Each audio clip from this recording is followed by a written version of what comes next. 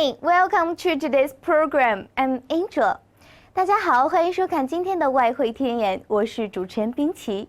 自外汇天眼曝光 PTFX 普顿是不法黑平台以来，时常有投资者前来询问 ：PTFX 普顿真的是黑平台吗？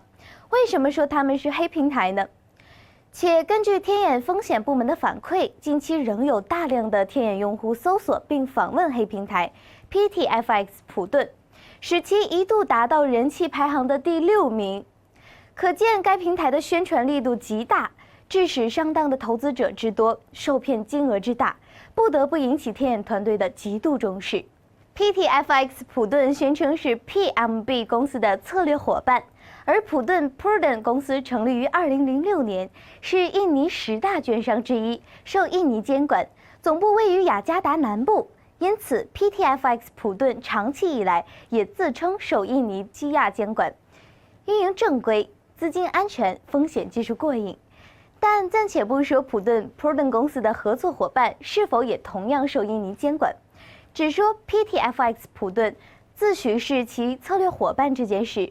普顿 Prudent 公司本尊知道吗？通过查询可以了解到 ，PTFX 普顿备案主体是上海纪世电子有限公司，成立于2017年，而这家公司的法人是个叫陈涛的中国人。按照 PTFX 普顿的说法，普顿 Prudent 公司与国内一家由自然人独资的电子科技公司达成了战略合作，而这家电子科技公司也同样有从事外汇经纪业务的资质，受印度尼西亚的监管。PTFX 普顿这一套说辞显然很难让人信服。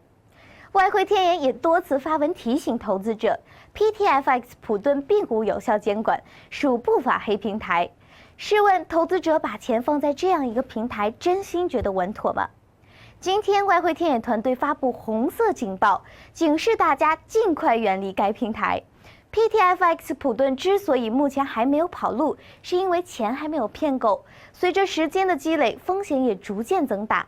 外汇天眼在往期的文章中多次提醒投资者远离 PTFX 普顿，不要再执迷不悟，避免自己就是最后那一棒。一旦爆雷，血本无归。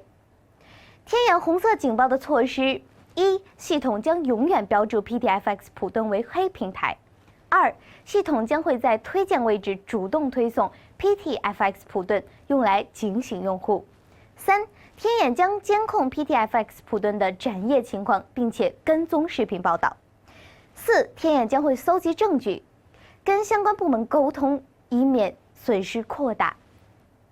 今天的外汇天眼节目就到这里了，我是主持人冰淇，我们明天再见。查外汇平台上外汇天眼 APP。